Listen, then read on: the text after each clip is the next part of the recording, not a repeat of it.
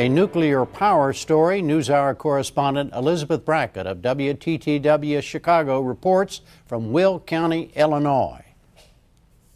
It reminded me of a Homer Simpson episode that I saw where Homer worked at the local reactor and would put his jelly donut on the control panel. It's that bad. What Jim Glasgow says is that bad is the way Exelon Corporation handled the leaking of at least 6 million gallons of water containing radioactive tritium from its Braidwood plant in Braceville, Illinois. Will County State's Attorney Glasgow was outraged that the country's leading nuclear power generator didn't publicly acknowledge at least 6 spills until recently, even though the first one happened in 1996. And he criticized the construction and maintenance of an underground pipeline that allowed so many spills of tritium, which is a byproduct of the nuclear process. Do we have a company that had an accident and then immediately notified everyone and tried to fix it and acted in good faith? We have just the opposite. We have an absolute disregard for the health, safety, and welfare of the local people. They don't tell until they're caught. Then they make promises that they don't fulfill. Exelon promised Bob and Linda Keka that the groundwater surrounding their home was safe. So they built their dream home last year, even though the nuclear plant is right next door. The Keka's new home is next to the house where they raised their 4 children.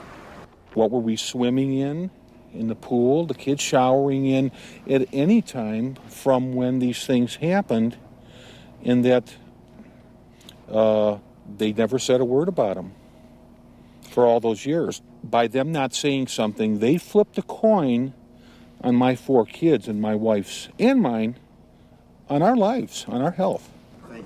Exelon Vice President Thomas O'Neill says the company did what it was supposed to do in the 2000 leak: notify the Nuclear Regulatory Commission and the Environmental Protection Agency, though he admits no notifications were made of the earlier leaks. We did what we were required to do at the time. We recognize now that reporting to your regulators is perhaps not enough, that there's compliance, but there's beyond compliance. And as we go forward, we understand that communications with the residents around the plant, with the elected officials, is important. Federal regulations permit nuclear plants to use pipelines to discharge diluted tritium into the nearest river. Braidwood dumps its tritiated water into the Kankakee River. There, it's expected it will be diluted even further. But when a pipeline leaks into surface and groundwater, the percentage of tritium is higher.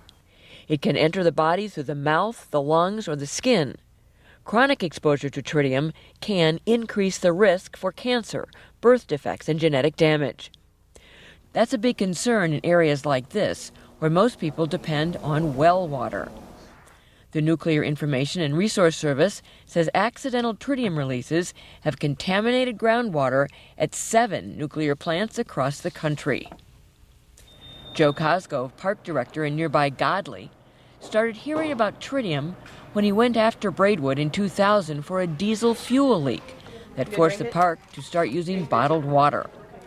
That leak got him thinking. And I think probably at that time we lost our naivety. We live next to a nuclear plant. It's not a chocolate factory, and what other things should we be concerned about? We did find out about a tritium release that had happened several months after the diesel fuel leak. How did you find that out? One of the reporters faxed me a document from the Illinois Department of Nuclear Safety about an inspection they had made in 2000 based on this release of 3 million gallons of water. That was our first knowledge of tritium. In fact, I never even knew what the word was until that day. Cosgrove does admit the town has benefited from the tax dollars generated by Exelon. His well-equipped park district wouldn't exist without those tax dollars. The area's schools per pupil spending is nearly double the state average. The high school boasts a magnificent auditorium, up-to-date science and computer labs, and superior athletic facilities. But now school superintendent John Asplin wonders about the trade-off. I've thought about this a lot. Is there any amount of money that makes it okay to die by cancer? Is there any amount of money that makes it okay to be lied to with something being potentially going to kill you. At issue is just how much tritium is in the soil and water and how dangerous it is. Right here is where the 1998 and 2000 spills occurred, dumping more than 3 million gallons of water onto the ground. It is now where the highest levels of tritium are found in the groundwater, at levels more than 10 times the national EPA standards. Welcome to this special meeting. At a community meeting called to address residents' concerns, Exelon's O'Neill argued that residents' health and safety were not jeopardized by the tritium leaks. A key message here, people, a key message is this. The tritium amounts that are in the ground are of such concentrations that they are low and they are not a health hazard to you. This tritium is not in the drinking water except for one well, and at that well, that drinking well, was something called 1,550 picocuries per liter. The drinking water standard is 20,000 picocuries per liter, and the one drinking well that has had tritium in it is well below the drinking water standard.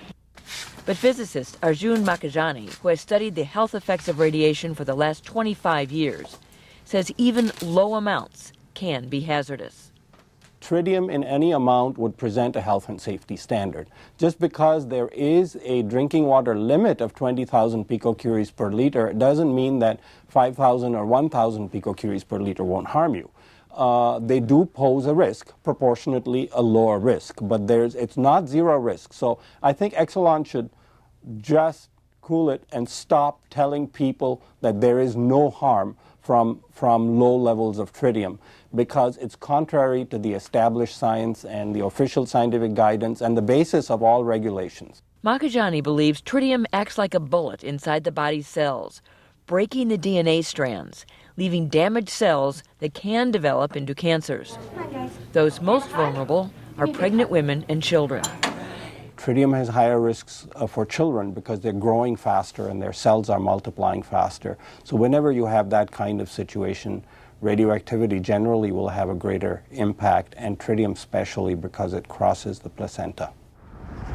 Many residents of Wilmington, just downstream from the Braidwood plant, say this is the first they had heard that Braidwood was allowed to release diluted tritium 3 times a week into the Kankakee River.